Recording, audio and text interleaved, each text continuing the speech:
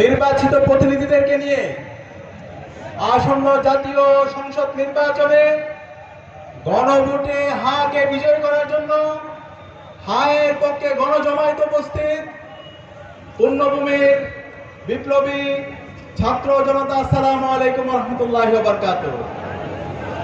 আমরা জুলাই বিপ্লবে পূর্ণভূমির শহীদ সাংবাদিক তুরাব সহ সকল শহীদদের শ্রদ্ধার সাথে স্মরণ করছি। আল্লাহ পাক সুবহানাহু ওয়া তাআলা সকল শহীদদের জান্নাতুল ফেরদাউসের মেহমান হিসেবে কবুল করুক, আল্লাহুম্মা আমিন।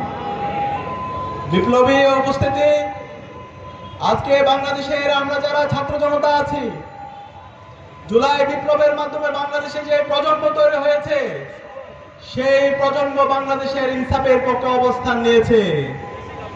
আসন্ন যে জাতীয় সংসদ নির্বাচন, সেই নির্বাচনে দুইটা ভোট হবে, আপনারা সবাই জানেন তো। প্রথম ভোটটা হচ্ছে কি ভোট? গণভোট।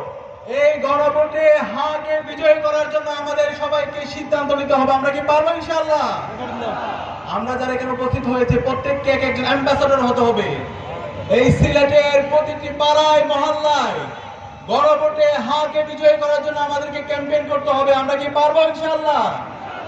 এই হা মানে হলো আজাদি, এই হা মানে হলো শহীদ ওসমান হাদি হত্যার বিচার, এই হা মানে হলো বাংলাদেশে গত 54 বছরে যে পরিবারতন্ত্র তৈরি হয়েছে, সেই পরিবারতন্ত্রকে ভেঙে চুরমার করে দেওয়া।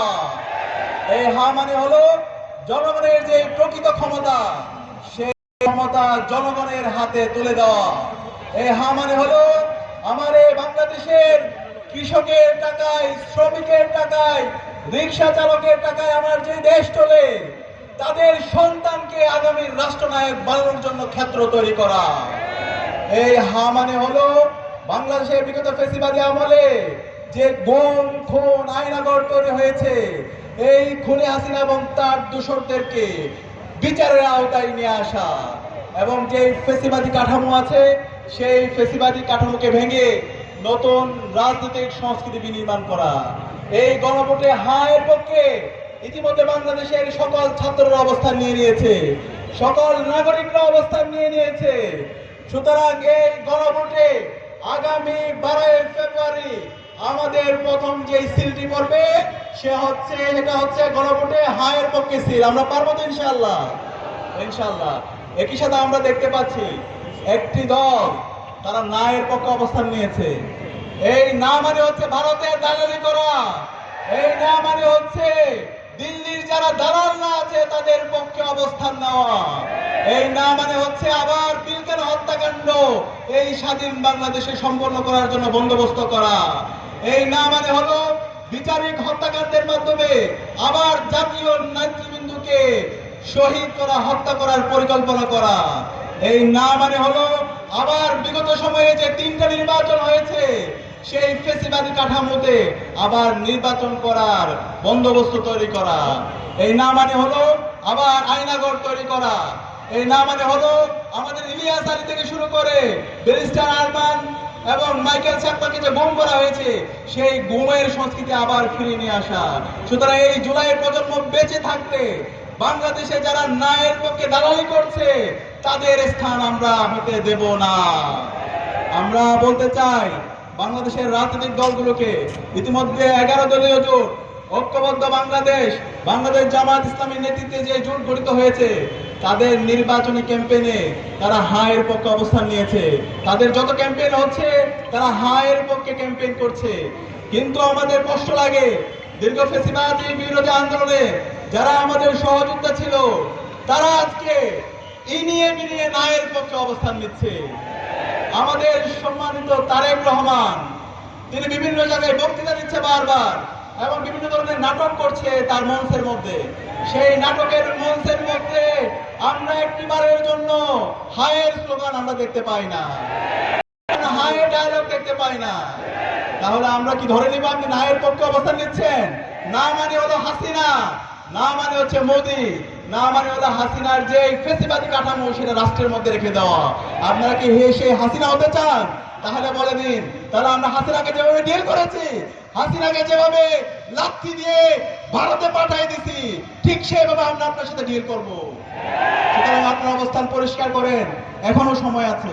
আমরা আশা করব আপনারা আপনাদের অবস্থান পরিষ্কার করবেন। আমরা আপনাদের প্রতি সিম্পিতি আছে।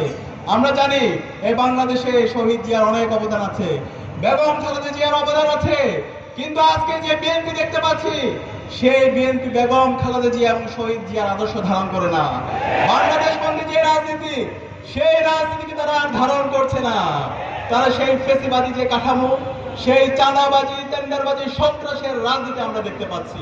সুতরাং আমরা অনুরোধ করব বিএনপিকে আপনারা নিজেদের মধ্যে সংশোধন করেন, জুলাইকে ধারণ করেন, জুলাইয়ের শহীদদের আকাঙ্ক্ষাকে ধারণ করেন এবং খুব দ্রুত সময়ে আপনারা হায়ের পক্ষে আপনাদের ক্যাম্পেইন শুরু করেন।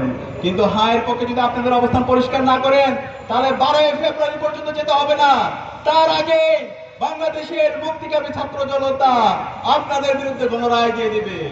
ইতিমধ্যে আপনাদের যে অবস্থান ছিল, আপনাদের ভুল রাজনীতির কারণে আপনাদের সেই অবস্থান নষ্ট হয়ে যাচ্ছে। এক সময় শহীদ জিয়া যখন ছিল এবং বেগম খালেদা যখন ছিল, বিএনপি অনেক বড় দল ছিল, কিন্তু আজকে বিএনপির ভুল পলিসির কারণে গত 1.5 বছর ধরে চাঁদাবাজি, টেন্ডারবাজি, সন্ত্রাস এবং এই ধরনের দুর্বৃত্তায়নের রাজনীতির কারণে আজকে বিএনপি একদম ছোট দল হয়ে গেছে।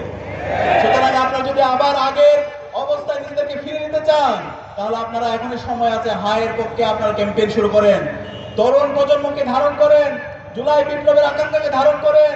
বাংলাদেশের যে গণতান্ত্রিক ধারা অব্যাহত হয়েছে ছাত্র সংসদ নির্বাচনকে কেন্দ্র করে, সেই নির্বাচনগুলোর পথে আপনারা অন্তরায় হবেন না।